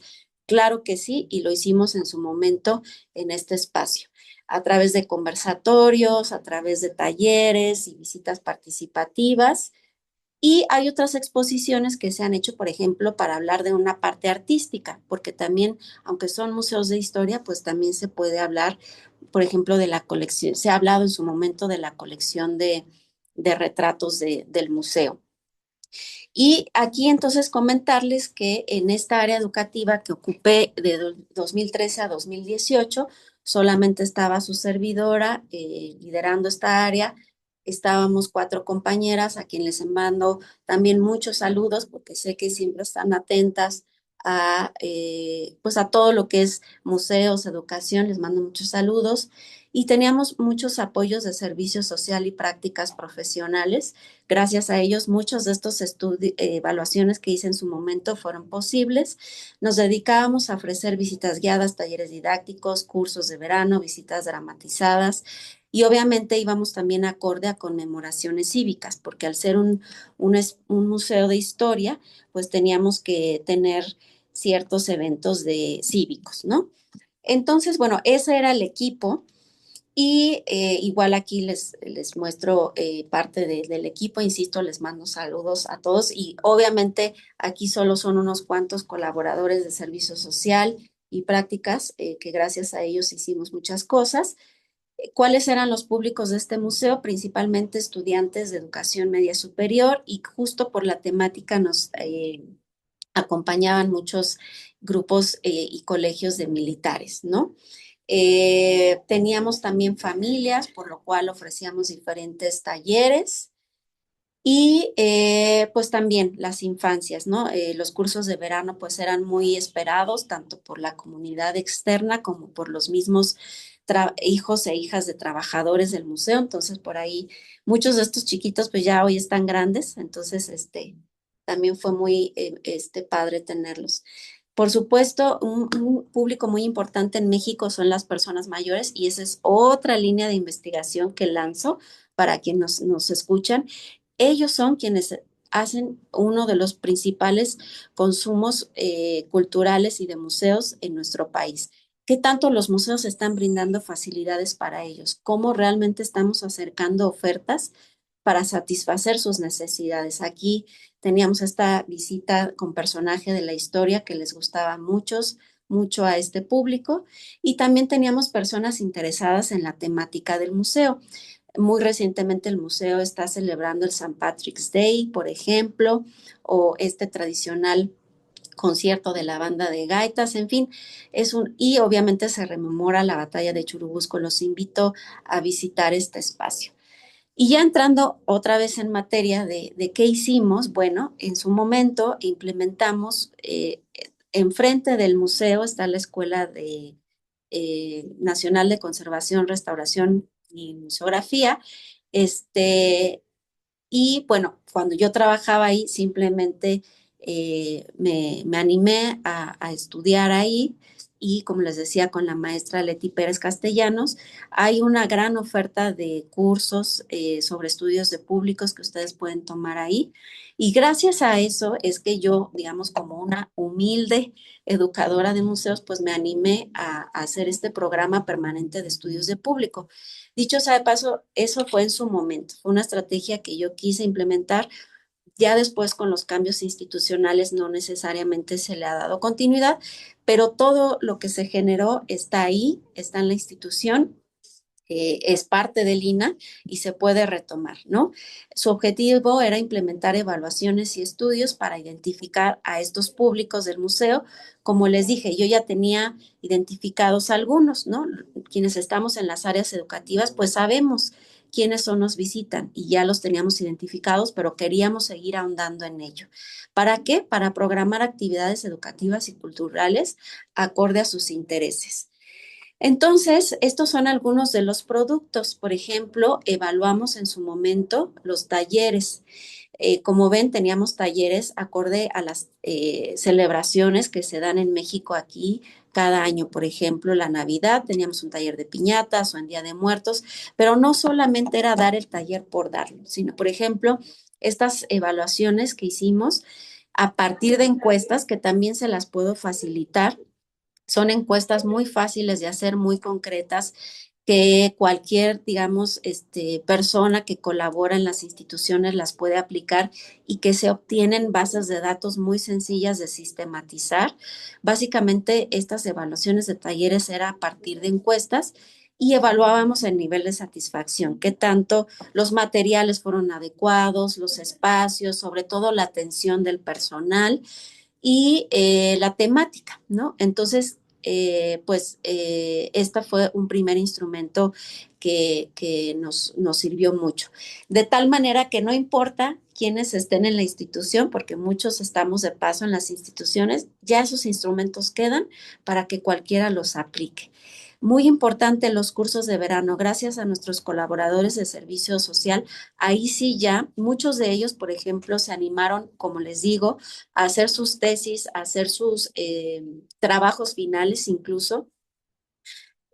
Nos ayudaron a hacer las evaluaciones de los cursos de verano con otras estrategias que son focus group, por ejemplo, o entrevistas semiestructuradas. También les puedo facilitar esa información. Y justo ahí descubrimos cosas interesantes como, pues, qué esperaban los papás. Incluso lo hacíamos no solamente con los niños, su nivel de satisfacción, lo que más les gustaba a ellos era jugar.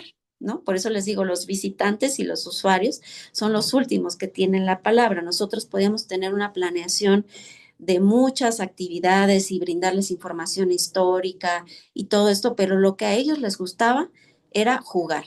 Entonces, por eso implementamos, gracias a estas evaluaciones, lo que hicimos fue darle un gran peso a la recreación, es decir, a que los niños tuvieran una parte de juego, de interacción entre ellos mismos. Entonces, gracias a estas evaluaciones pudimos descubrir eso, o en los papás también descubrimos que una de sus necesidades era que tuviéramos cursos también, o el curso de verano no solamente se hiciera de martes a viernes, que es cuando el museo abre, sino los lunes.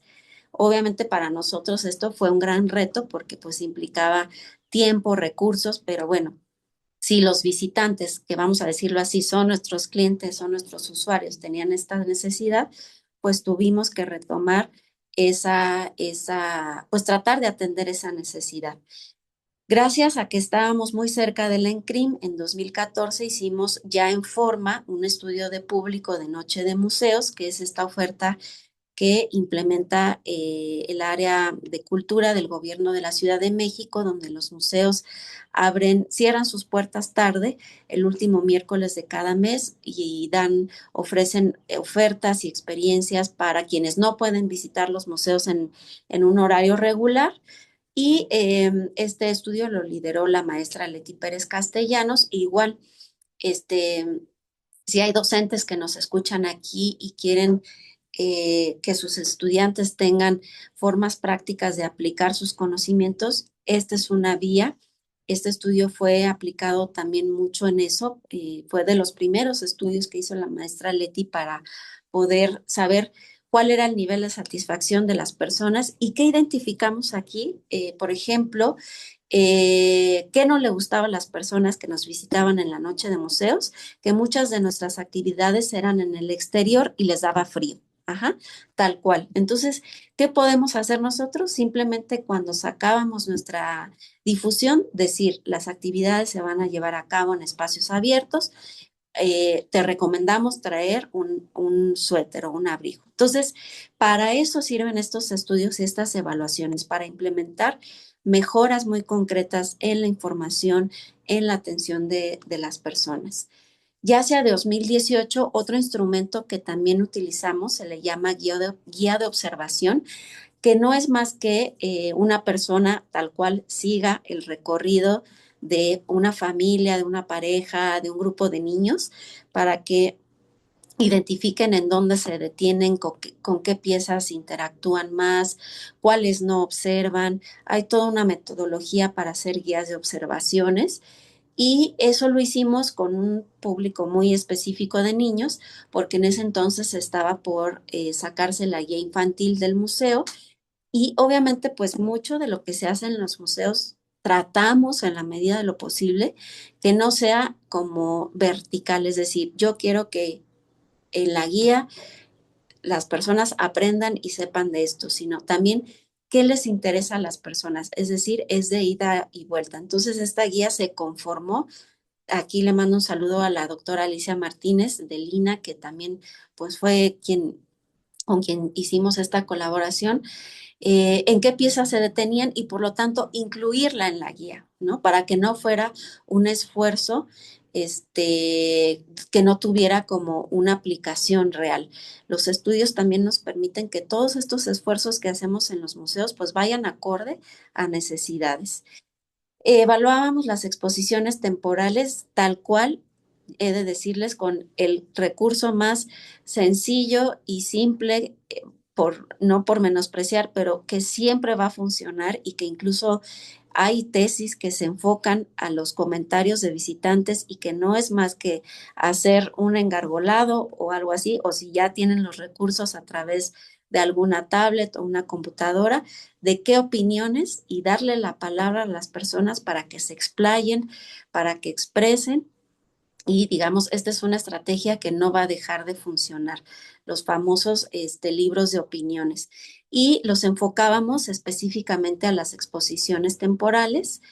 Y en el caso de las ofertas culturales, por ejemplo, los rallies o la Promoción Nacional de Verano que en su momento implementó el Instituto Nacional de Bellas Artes, normalmente aquí en México en verano hay muchas estrategias para que las personas vayan a los museos y a las áreas educativas nos toca atenderlas, aparte de todo lo que tenemos programado. ¿Y qué hacíamos? Igual, aplicábamos una encuesta muy específica para evaluar el nivel de satisfacción y ya más adelante, en 2016, ya con un recurso, ahí sí se hizo un estudio mercadológico, pagando a un tercero, este, para saber cómo dentro de esta zona geográfica donde se sitúa este museo que les digo es el sur de la Ciudad de México, qué aporta, qué hace diferente o cuál es su valor agregado, porque dicho sea de paso, el sur de la ciudad tiene una gran oferta de museos, de espacios culturales. Entonces, ¿cómo podríamos acercarnos o qué podríamos hacer para captar a ese público, ¿no? Por ejemplo, en el sur de la Ciudad de México, un museo muy visitado, pues es el Museo Frida Kahlo. ¿Cómo podríamos nosotros, no sé si competir sería la palabra, pero cómo podríamos insertarnos en esa oferta, ¿no? En ese consumo que tienen las personas de otros espacios? Ese estudio mercadológico también, todo esto que les comento se los puedo facilitar, para que ustedes se adentren en ello. Y también en 2016 hicimos otra evaluación de la exposición que se llamó De vuelta a Columbus en el centenario de la intervención norteamericana. Justo de esta evaluación surgió un articulito que ustedes pueden encontrar de su servidora que está por ahí en la serie que les comentaba de estudios de públicos del ENCRIM. También se los puedo facilitar porque pues surgió información muy valiosa.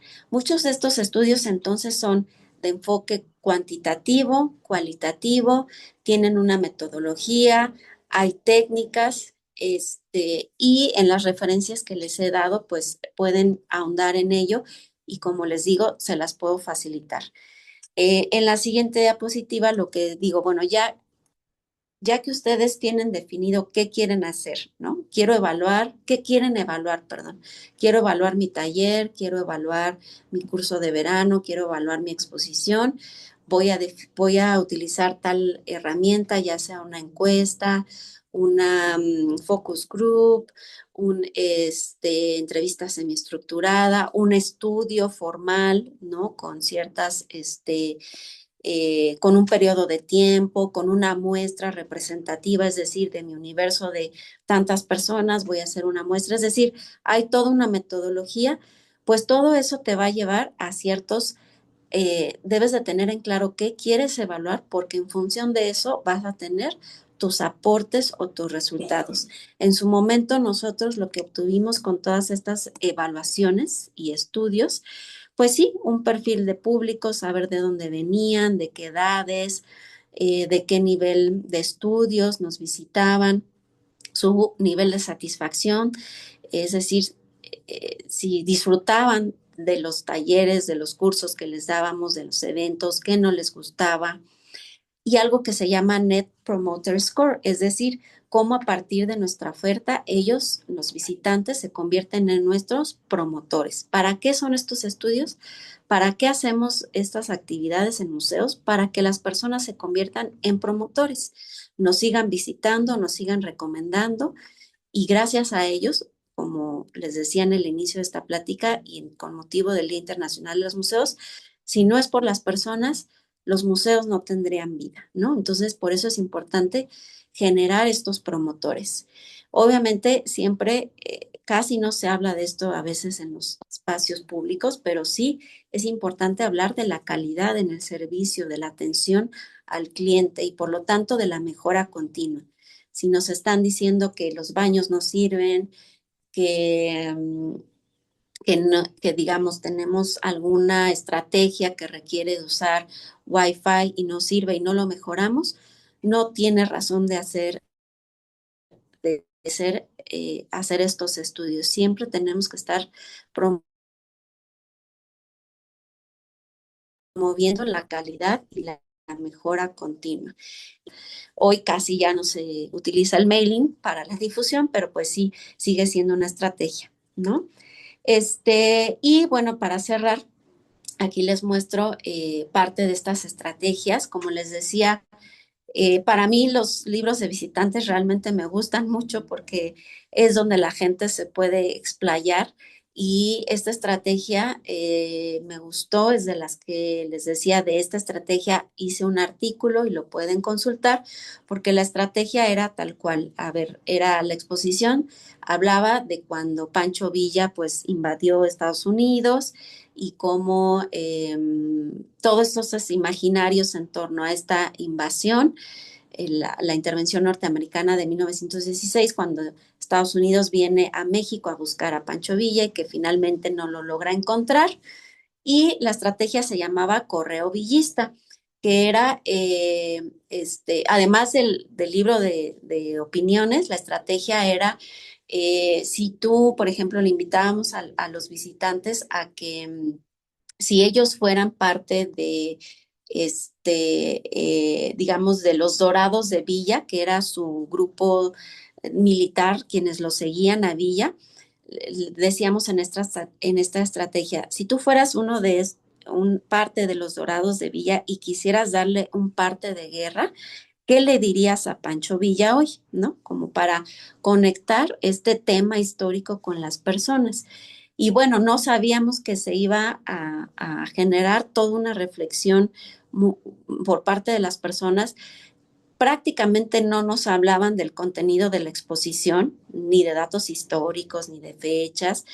Lo que hacían era pedir que Villa regresara, que Villa viniera ahora a mejorar el país. Nos hablaban de la política, y curiosamente, si bien Villa pues es un personaje complejo aquí en la historia de México, es tanto a veces como odiado como amado, prácticamente no decían nada malo de él, porque a veces pues tiene como este imaginario de bandido, pero en realidad las personas lo veían como un héroe.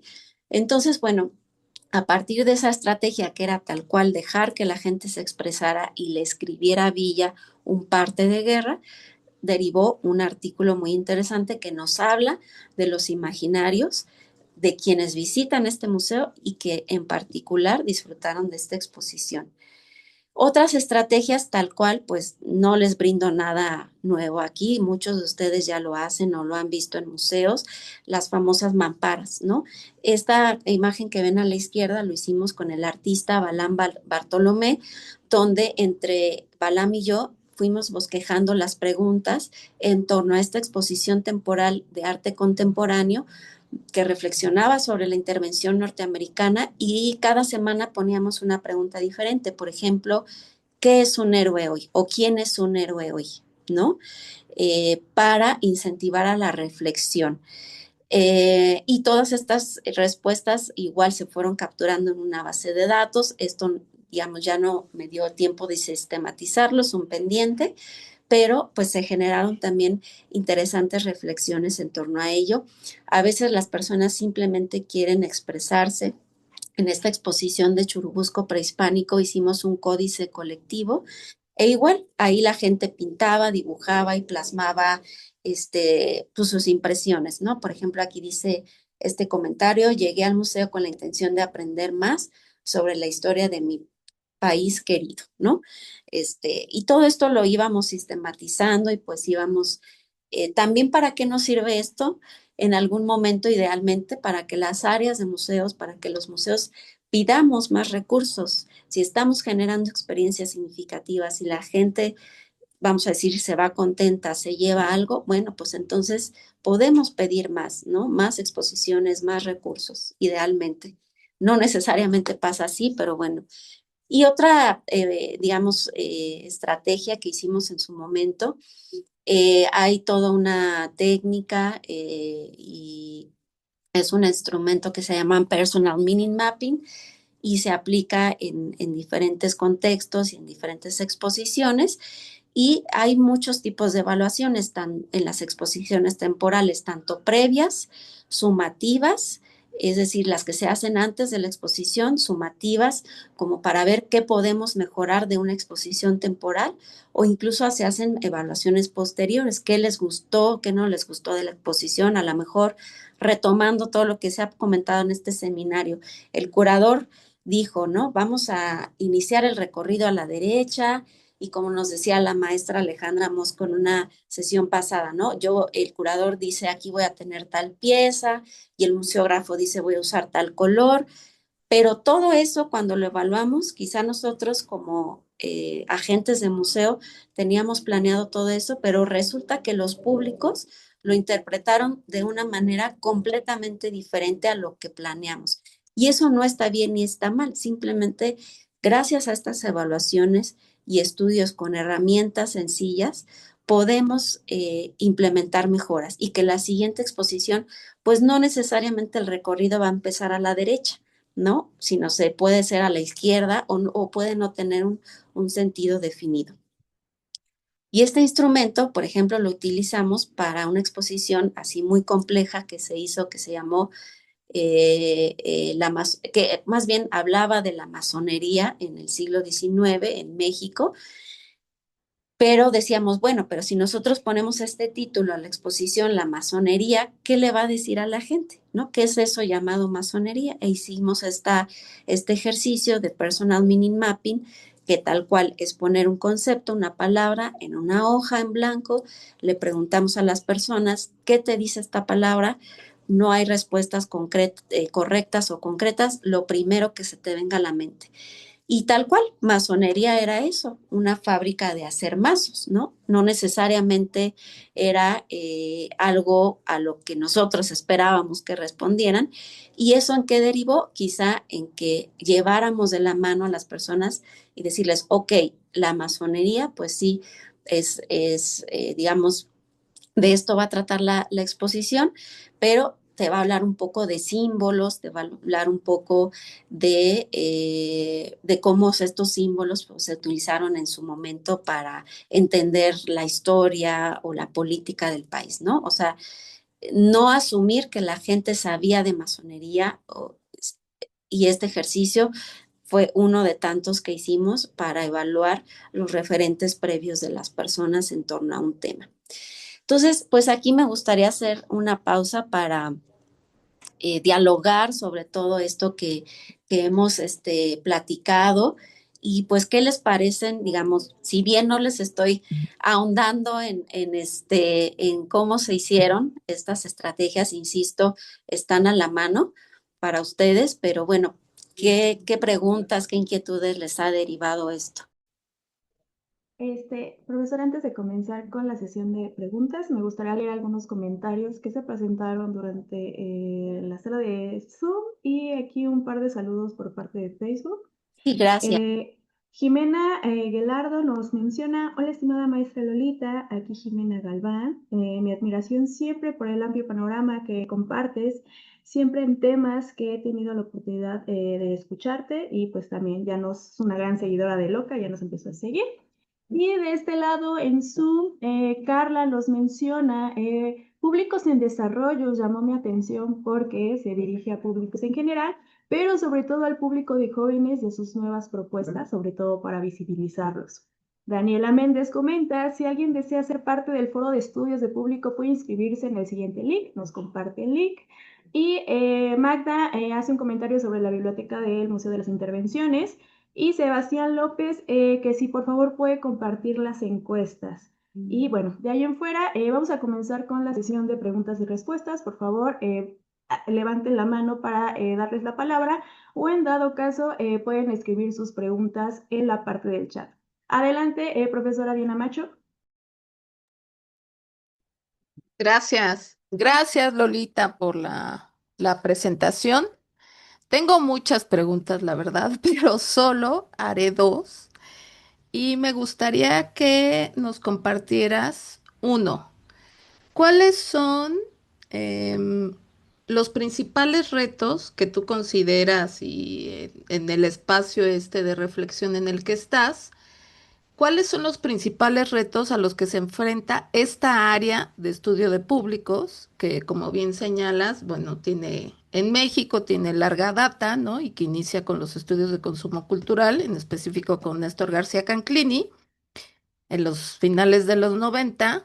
Y bueno, muchas de las personas que han participado desde consumo cultural entiendo que están aquí en el foro y bueno, son quienes hacen al final los estudios de públicos en México.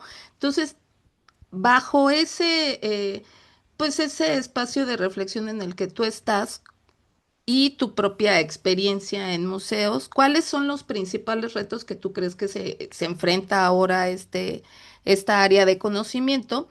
Y por el otro lado, en cuanto a su aplicación, pero también en cuanto a su reflexión, o sea, ¿cuál es la preocupación actual sobre los públicos? ¿Qué se cuestionan? ¿Qué les preocupa? ¿Hacia dónde tendrían que ir los estudios para conocer más los públicos y para qué, ¿no? También. Bueno, a grandes rasgos. Muchas, Muchas gracias, Lolita. no, a ti, Diana, por la confianza. Ha sido un gusto colaborar contigo en diferentes trincheras. Y bueno, muy interesantes las preguntas. Pues sí, evidentemente no le hago honor en mi presentación y en mi plática a todos estos grandes investigadores y personas que han aportado este campo. Eh, pero justo México, pues sí, tiene una larga data, como bien dices. Yo diría tal cual que el principal reto ahora, pues es el de los recursos, porque no hay recursos financieros, no hay recursos, sobre todo humanos.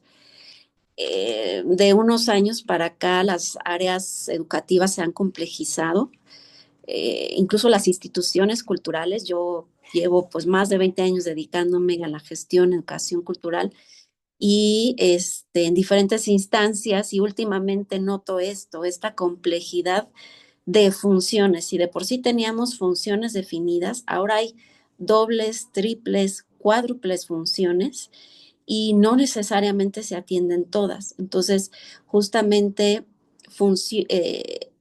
funciones estratégicas como esta, que tendría que ser evaluar para quienes trabajamos, para quienes estamos aquí, no necesariamente se hacen porque ya no dan los recursos humanos, mucho menos los financieros. A veces estos recursos, pues estos estudios, perdón, y evaluaciones, si bien hay herramientas, como les digo, muy sencillas que se pueden hacer, sí requieren pues de recursos, ¿no? De personal, de computadoras, de bases de datos, impresiones, sobre todo en la parte de sistematización e interpretación de la información. Entonces, por eso les digo, son muy pocos los museos que cuentan con áreas específicas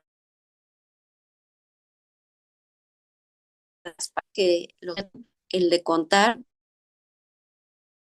cómo hacer eso, y creo que entonces aquí se abre, insisto, un área para estudiantes, para tesistas, para que quienes quieren abrirse paso y decir, bueno, este, si quiero abrirme paso, puedo implementar una colaboración donde todos ganemos, ¿no? A lo mejor no va a haber una retribución económica, pero hay un ganar en que me va a alojar una institución, en que voy a implementar un producto real y que va a tener un beneficio, ¿no? Entonces, eh, las instituciones pues no dejan de aliarse, ¿verdad? Con universidades, con muchos agentes culturales para poder llevar a cabo pues estos estudios y evaluaciones.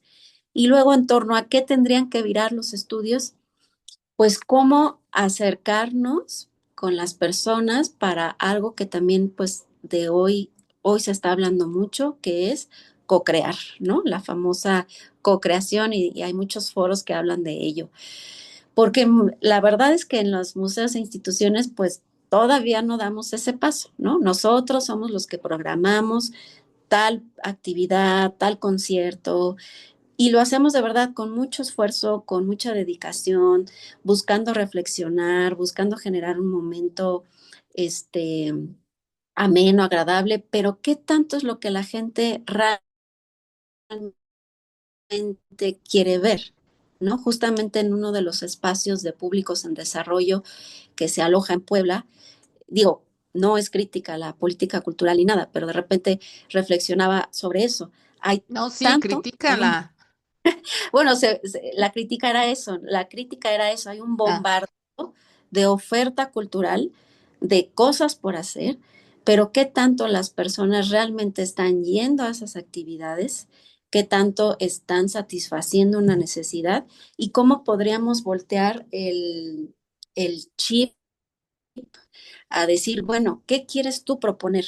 ¿No? Madre de familia, parejas, jóvenes, personas mayores. Creo que al día de hoy no hay estudios que vayan en torno a eso, qué buscan, cómo podrían las personas contribuir a esta co-creación. No sé si me explico por ahí. sí, está increíble. Justo, ajá, sí, justo más o menos era, pues sí, saber qué es lo que ahora se están preguntando con todos estos cambios que ha habido en las aproximaciones hacia los visitantes y en esta parte de co-creación. Sí, muchas gracias, Lolita. Con gusto, aquí Ay, seguimos. igual, gracias, gracias. ¿Alguien más que quiera participar? Por favor, levante la mano.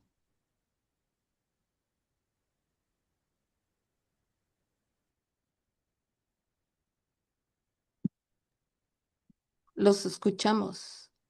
Ah, Magda, por favor, adelante. Hola, además de agradecer las sesiones, cada día me emociono más. Quería compartir que hace como 30 años, no, ay Dios, como 25, hice una investigación sobre los visitantes y que siempre la comparto porque me impactó, me entristece y lo he seguido identificando casi igual, que es que la gente dice que sí le gustan los museos, pero a la hora de pedirles si, o sea, preguntarles si van y cuándo van y qué es lo que miran, entonces ya empieza a haber ahí problemas y creo que uno de los puntos clave o donde yo estoy tratando de ubicarlo es cómo aprender a ir al museo. O sea, cómo aprender a que no tienes que ir a hacer un examen de historia, un examen de arte, sino ir a disfrutarlo y a partir de eso te vas enamorando de un montón de cosas y a lo mejor vas teniendo la curiosidad de aprender. No sé si lo estoy diciendo bien, pero esa parte ahorita que mostraron las imágenes de la cocina, me recordaste en una vez que fui al museo y fui con varias personas y la mayoría de las mujeres se fueron hacia la cocina y yo me fui hacia la biblioteca. Y entonces nos dio mucha risa cómo los intereses de cada quien también se van a ver reflejados y creo que eso está bien y esa parte fomentarla. Ya lo último es que a mis estudiantes de licenciatura los invito mucho a ver si la clase es de historia, a ir a museos que tienen que ver con el tema que estamos trabajando y que lo relacionen con las lecturas y si es de fotoperiodismo o si es de producción audiovisual que visiten distintos tipos de museos para que aprendan a mirar distinto. Y ya nada más. Muchas gracias. Sí, muchas gracias. Aquí de este lado, Mónica Sosa nos comenta, muchísimas gracias por la presentación. A mí me queda la duda de cómo se puede realizar un estudio de públicos previo a la exposición como un tipo de prueba.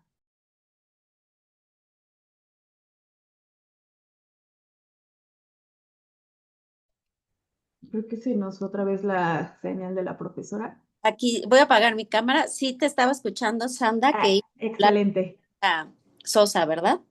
Sí, por favor. Ok, sí, ¿verdad? De Mónica, ¿cómo se puede realizar un estudio de público previo a la exposición como un tipo de prueba? Sí, es correcto. Ah, ok. Bueno, nada más diferenciar que un estudio, como su nombre lo dice, es algo más complejo, ¿no? Más grande, implica un periodo de tiempo más largo, una metodología, una muestra, técnicas muy específicas, un personal, es decir, en pocas palabras, es más ambicioso y tú tendrías que tener los recursos para hacerlo. Puedes hacer evaluaciones. La evaluación es algo más concreto, más aterrizado, con un alcance específico, como en este caso, la evaluación previa, ¿no? Entonces, eh, tú tendrías primero que definir con qué cuentas para poder ya sea hacer un estudio, más que estudio de público, tendría que ser una evaluación, se le llama evaluación previa. Las exposiciones se pueden evaluar antes, es decir, el tema, el título, si vas a implementar algún dispositivo, por ejemplo, interactivo, algún recurso didáctico, y lo puedes hacer a través, depende de lo que quieras evaluar, puedes hacer un focus group, puedes hacer una entrevista semiestructurada, puedes poner a prueba tus prototipos o puedes utilizar esta herramienta, como te decía, del personal meaning mapping para saber qué referentes o conceptos previos tiene una persona sobre tu tema central. No sé, la música virreinal, voy a decir algo, ¿no? Eso lo pones en esta hoja y que las personas, tú juntas un grupo de personas y que te den un referente previo y sobre eso tú vas evaluando. Es decir, de primero, antes que decirte el cómo, es qué quieres hacer, con qué cuentas y para que a partir de eso definas el cómo, Mónica.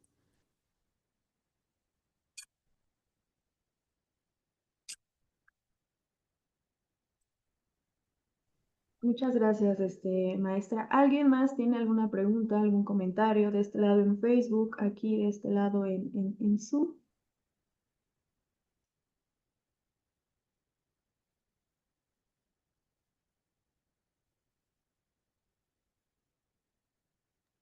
De este lado, Fátima Viridiana nos comenta, gracias por su presentación, yo tengo una duda.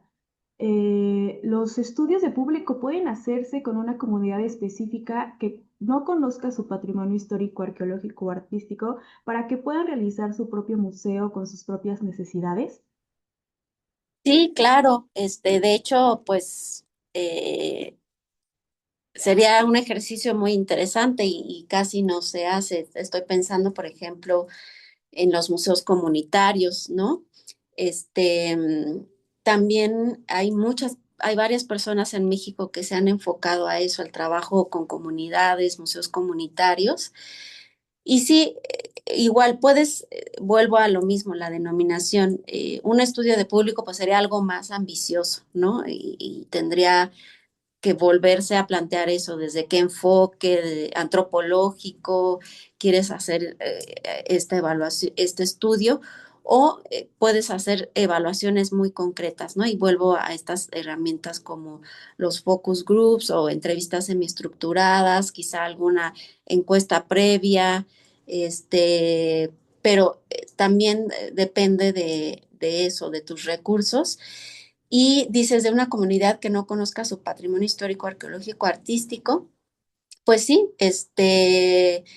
quizá no conozcan ciertos datos concretos o cuestiones históricas, pero se puede ahondar, perdón, en cuestiones cualitativas como imaginarios, representaciones sociales, quizá emociones, cuestiones sobre identidad, ¿no? Como eso que se pretende alojar en algún museo tiene que ver con todas estas cuestiones de estas personas y de ahí derivar en algo que se conjunte de manera colaborativa. Igual, Fátima, ahorita que deje mi correo, igual si gustas, seguimos andando al respecto y te puedo vincular con quienes puedan orientarte en ello. Muchas gracias, maestra. Tenemos un último comentario de Carla Herrera del Valle. Soy voluntaria del Colegio de San Ildefonso y creo el punto clave es la capacitación. Es muy completa y la estrategia es llevar especialistas dependiendo del tema. Las encuestas sirven mucho para ver si el proyecto curatorial y museográfico funciona y si deja algo a los visitantes. Al final, siempre por medio de preguntas y estrategias para la reflexión, se evalúa cuál fue el alcance. Así es, Carla, pues tú estás en un espacio que hace rato comentaba, es de los que más estudios de públicos de visitantes tienen. También los puedo poner en contacto con mi querido colega Jonathan, que Chávez, que también ha brindado muchas pláticas y él siempre está dispuesto a compartir. Le mando saludos porque estoy cierta que les puede también facilitar todas estas estrategias, metodologías para que sepan todos los que nos escuchan que no tienen que partir de cero, que hay mucho ya avanzado y que simplemente esta charla es para conectar, para mostrarles el menú y que ustedes pues vayan enlazando y efectivamente, como dice Carla, pues la capacitación, ligándolo con la pregunta de Diana, pues también es otro gran reto, ¿no? Porque no necesariamente estamos formados en estadística, en interpretación, en sistematización de la información, en metodologías, entonces, y tampoco hay muchas áreas donde tú te puedas acercar para formarte en ello, para hacer estudios o evaluaciones. Muchas gracias, maestra. Tenemos también otra pregunta de María Magdalena. Dice, muchas felicidades por su presentación y por el trabajo desarrollado. Mi pregunta es la siguiente. Recientemente he observado que en museos internacionales se ha comenzado a implementar metodologías vinculadas con el diseño de experiencias y el storytelling. Desde su experiencia, ¿qué tan viable considera la aplicación de estas estrategias en contextos museísticos y qué retos identifica para su implementación? Y un último comentario de Frida López, de acuerdo a su experiencia, cómo hacerle frente a los curadores de las exposiciones, que el discurso curatorial debe ser digerible para los visitantes, ya que en la medida de que sea complejo o incomprensible, los públicos también se reducen. Ujú. Muchas gracias, Magdalena. Pues te diría que ese es el donde está el, la conversación el día de hoy, mucho de lo que hacemos en esos famosos términos, la experiencia del visitante, del usuario y el storytelling, ¿no? Sobre todo por toda esta cuestión de redes sociales. Y sí, ¿cuáles serían los retos? Que no estamos capacitados, muchos de los que estamos en museo en ello, ¿no? Estamos trabajando con metodologías y técnicas que pues todavía no van alineadas a estas nuevas tendencias y sí es pertinente implementarlas, sí es pertinente adentrarnos en ello, porque finalmente los museos cuentan historias, nuestras redes sociales cuentan historias, nuestras exposiciones cuentan historias y no necesariamente eso que queremos contar a través de estos canales van a conectar con las personas. No necesariamente estamos generando experiencias significativas, memorables. Entonces, yo diría, Magdalena, que eso es hacia donde también se está virando mucho de lo que hoy tendríamos que hacer en museos y en espacios culturales. Y en Frida, pues decía aquí ella, entender a los curadores es a través del trabajo colaborativo. Desafortunadamente, no en todos los museos ni en los espacios culturales se trabaja de manera colaborativa, mano a mano, sino que casi siempre, pues, son ciertas áreas las que van llevando la batuta. Y por eso los educadores de museos tenemos que, vamos a decir, pelear en buen sentido por estos espacios. Yo te diría, Frida, que a través del diálogo y que a través de estas evaluaciones muy sencillas, muy concretas, que tú puedas presentar elementos y decir, por ejemplo, puedes imprimir un prototipo de cédula, puedes poner la prueba y hacer una evaluación muy sencilla con un grupo concreto de personas, obtener ciertos resultados y eso presentarlo en una junta, en una reunión y decir, esto no se está entendiendo, esto no se está leyendo. Entonces, pues sí, implica más tiempo, más trabajo, más recursos, pero yo te diría cómo enfrentar o hacer entender al equipo de curaduría con evidencias, ¿no? Con pruebas, vamos a decir así. Muchas gracias, profesora. Ya para finalizar, Juan Ángel Ibarra nos comenta, muchas gracias por esta charla, muy interesante. ¿Podría compartir alguna anécdota o experiencia en la que haya observado cómo el juego ayudó a que los niños se involucraran de manera más significativa en una actividad o exposición? Pues sí, por ejemplo, hablando de los cursos de verano y evaluaciones de públicos, les diría que en uno de los evaluaciones que hicimos, identificamos que los niños estaban jugando al Chapo. El Chapo, pues, es un narcotraficante en México que se encuentra en Estados Unidos y bueno, ha sido todo un tema muy mediático y desafortunadamente los niños jugaban al Chapo. O sea, ese era el juego. Entonces, bueno, lo que hicimos, eso lo identificamos a través de la evaluación constante de nuestro curso de verano. Lo que hicimos a partir de ahí, pues efectivamente implementar otras estrategias de juego, de convivencia, sobre todo de respeto con el entorno, porque estos juegos se hacían al aire libre y de repente era destruir las plantas, los animalitos, y también dar pláticas con policías, ¿no? Que les hablaran de que el Chapo pues no era un héroe, policías vestidos de civiles, ¿no? Esto en alianza con la entonces Secretaría de Seguridad Pública. Y ya en otras cuestiones de juego, para quien nos hace la pregunta, yo les diría hacer alianza con las personas que están formadas en animación cultural o en administración del tiempo libre. Son grandes aliados para los museos porque ellos tienen toda una formación y metodología de cómo implementar actividades muy concretas con objetivos e incluso con materiales muy sencillos para siempre incluir la parte del juego en todas las actividades que hagamos en museos y espacios culturales.